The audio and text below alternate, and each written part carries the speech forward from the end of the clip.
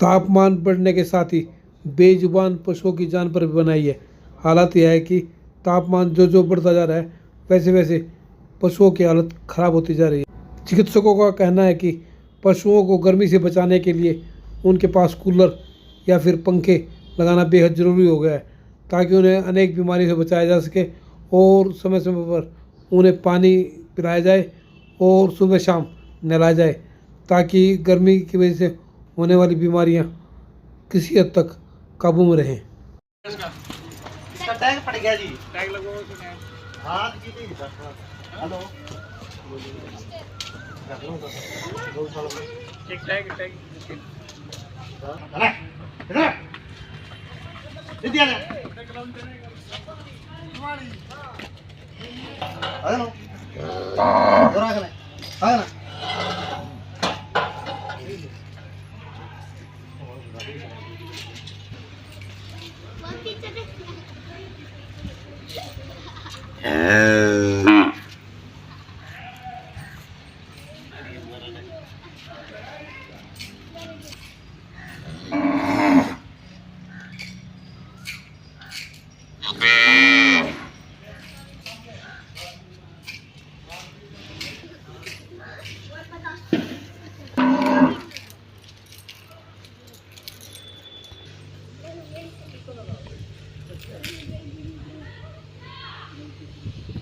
आपका मेरा नाम विकास है जी। और क्या करेंगे? मैं एक पशुपालक हूँ जी। मेरे पास से 2 भैंस और 3 गायें हैं जी। गर्मी बहुत ज़्यादा पड़ रही है, 10 दिन हो गए जी। पहले मेरी गाय जी 18 किलो दूध दिया करती जी, बाद दपा गई जी 10 किलो दूध देगा जी। मेरी भैंस थी जी 12 किलो दूध दिया करती जी, ये 5-4 पा गई जी। 3 किलो सुबह दे 3 किलो शाम में, बहुत दिक्कत आ रही है जी। महंगाई ज़्यादा बढ़ गई, दूध की खपत कम हो गई जी। भिंडोले जी भी महंगे हो गए जी। पानी की समस्या बहुत ज़्यादा हो गई जी। बहुत दुखी हो रही है जी, गर्मी बहुत ज़्यादा पड़ने लग रही है जी। डॉक्टर आप मिले, डॉक्टर ने क्या बताया? डॉक्टर ने तो ये बताया जी, अपने पशुओं ना घर रखो जी, आराम से पंखे पंखे चला के रखो जी। ये भी जी कितना पंखे चलाओ जी, लाइट नहीं आती जी एक तो जी। नू का 2 टाइम नू आओ, कितना नू आओ जी, पानी नहीं है जी। किस तरह संभाल करा जी, मुश्किल बहुत हो रही है जी। मुकेश कुमार है जी। मुकेश जी क्या कहेंगे भीषण गर्मी पड़ रही है, पशु किस पर प्रभाव पड़ रहा है? गर्मी पशुओं पे भी और आम जनता पे भी बहुत ज़्यादा प्रभाव है। पिछले 10-15 दिनों से मतलब गर्मी का इतना ज़्यादा प्रकोप हो रखा है कि इंसान तो छोड़ो, पशुओं में भी बहुत ज़्यादा तकलीफ होने लग रही है। पशुओं के लिए दिन ब दिन अब वो परेशानी हो रही है।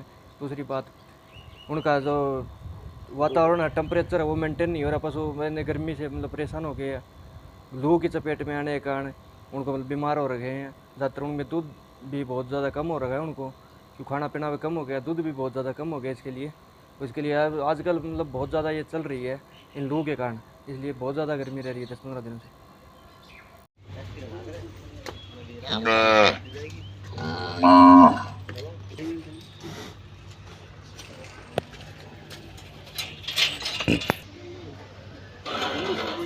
साबुन डलवा दीजिए। साबुन को ना कीजिए। साबुन से ना नोए भैया, वो के ना वड्डे शीशी आवा है तो वो जो नवा दिया हमने ये तो पाछे भी हमने आके मोटा होता है, माइट से बारीक होती है, तो चमड़ी को सारे बाल उड़ा देता है ये। इसको चेक करवानी लाल हो रहा है ना, कितने वाइट स्पाइक चेक करना है। इसको टीका है क्या और इंजेक्शन क्या करना है? चेक करवानी।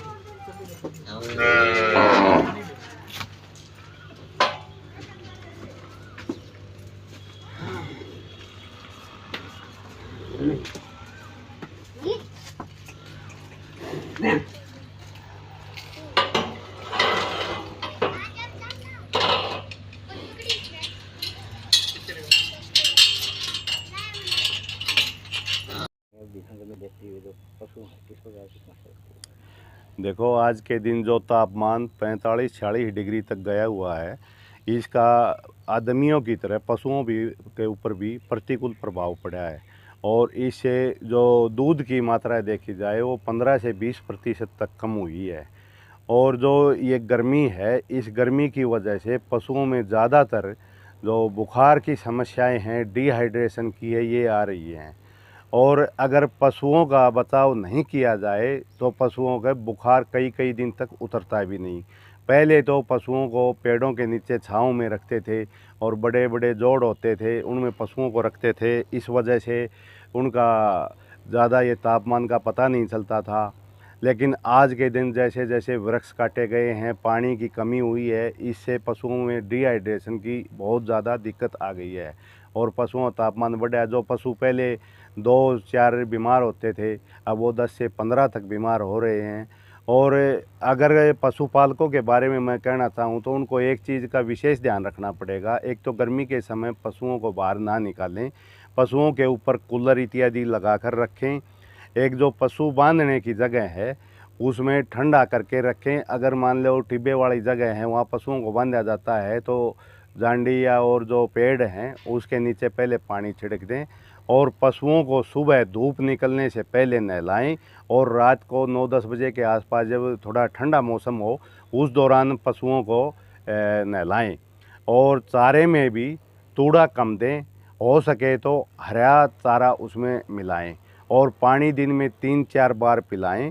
क्योंकि सबसे बड़ी जो ये बुखार आ रहा है इसमें हमने देखा है कि पानी की जो कमी होती है ना उसमें ये बुखार ज़्यादा प्रभाव दिखाता है। अगर पशु को सुबह शाम नहलाया जाएगा धूप निकलने से पहले और धूप अस्त होने के बाद तो वो पशु बीमार नहीं होते, क्योंकि ये गर्मी का बुखार है, दवाइयों से ज़्यादा इसका इलाज पानी कर रहा है।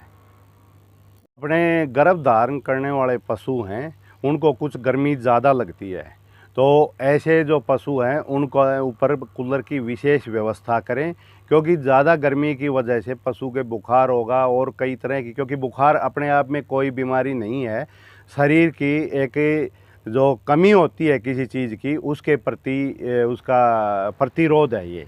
और बुखार की वजह से अगर ज़्यादा बुखार हो जाएगा तो इसमें नसें भी प्रभावित होती हैं और नसें जब प्रभावित होंगे तो पशु चक्कर भी आके गिर सकता है, कोई भी कारण हो सकता है जब टेम्परेचर बढ़ जाएगा तो। अच्छा, एक और मैं ये बताना चाहूँगा कि इस दौरान खनिज मिश्रण का प्रयोग अवश्य करें, क्योंकि जैसे जैसे पानी शरीर से निकलेगा तो शरीर में आप देखोगे उन पशुओं के खाल भी ढीली पड़ जाती है डिहाइड्रेशन की वजह से, तो उसमें खनिज तत्व भी साथ निकलेंगे पानी के साथ साथ पसीने के तौर पे, तो हमें खनिज मिश्रण अवश्य देते रहना चाहिए। और अगर पशु बीमार हो जाता है तो उसको एक बार बुखार उतार के बुखार की दवाई दे के और फिर उसको रीहाइड्रेट करना पड़ता है, जैसे ग्लूकोज वगैरह देनी पड़ती है ताकि पशु फिर से नॉर्मल स्थिति में आ सके। किसान भाई विशेष किस सावधानी किसान भाइयों को और पशुपालकों को जो एक विशेष सावधानी रखनी है वो मैं ये बताना चाहता हूँ कि जैसे कई बार पानी की कमी हो जाती है और ज्वार बाजरा वगैरह छोटा रह जाता है तो उसमें HCN पॉइजनिंग हो जाती है और पशु जब खाता है जो प्राय देखने में आता है कि उसकी ज्वार की आप सानी खिलाओगे तो सानी खिलाते ही और पशु कुछ समय के बाद जैसे औंकने लगेगा, चक्कर काटेगा, जैसे पागल जैसे सिम्टम हो जाएंगे और फिर पशु गिर जाएगा, उसकी मसल्स वगैरह काँपेंगी, उसके बाद उसको सांस लेने में दिक्कत होगी और 35 से 40 मिनट के अंदर ही वो पशु मर जाएगा। जब तक हम बचाव की कोशिश करेंगे उससे पहले तो मर लेगा।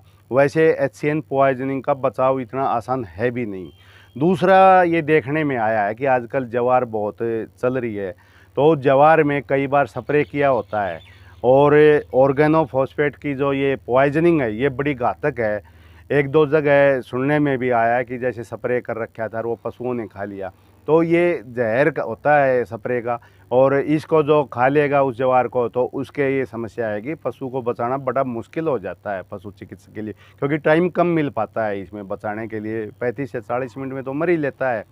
तो जो इस तरह की ज्वार है वो ना दें, ज्वार वही दें जहाँ रेगुलर पानी दिया गया हो, स्प्रे ना किया गया हो।